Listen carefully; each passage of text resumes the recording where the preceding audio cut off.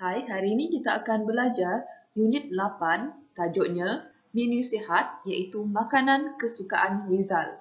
Hari ini kita akan lihat buku teks muka surat 46 dan juga buku aktiviti muka surat 50. Sebelum kita bermula, mari kita baca dan fahami. Makanan Kesukaan Rizal. Rizal suka makan nasi, roti, ayam dan ikan. Makanan ini berkhasiat dan penting untuk membesar. Makanan ini memberikan tenaga. Buah dan sayur mempunyai banyak vitamin.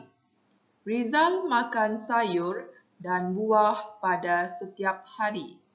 Dia suka makan tembikai dan lobak merah. Makanan ringan pula tidak baik untuk kesihatan. Rizal tidak gemar makan makanan ringan. Dia tidak makan gula-gula, keropok dan minuman bergas. Baik, mari kita lihat latihan yang ada pada buku teks. Jadi, aktivitinya ialah menyatakan idea tersurat yang terdapat dalam teks dengan betulnya. Di sini sudah ada disediakan 3 idea tersurat.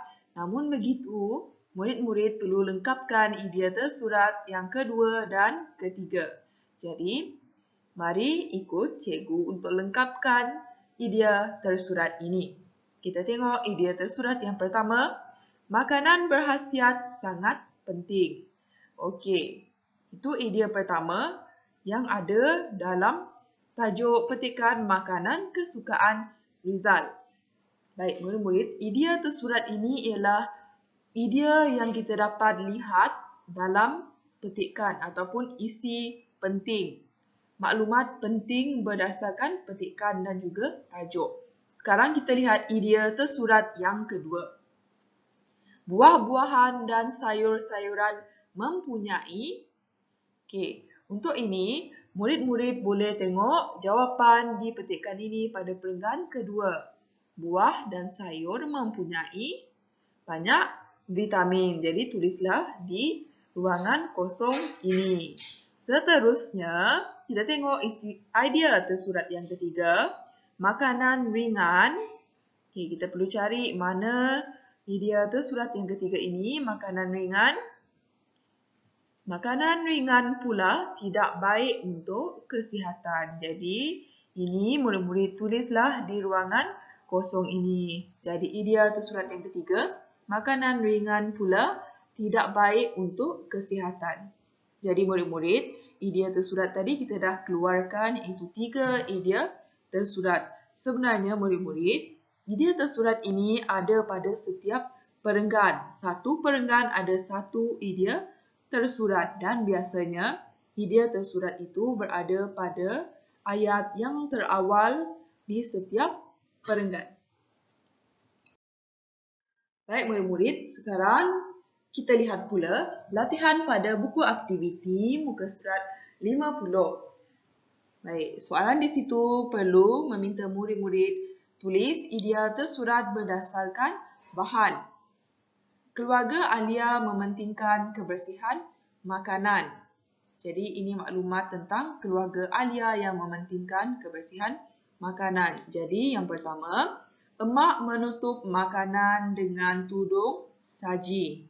Yang kedua, ayah menyimpan makanan di dalam peti sejuk. Yang ketiga, Alia membasuh buah-buahan sebelum dimakan. Dan yang keempat, kakak memastikan tin makanan tidak kemik.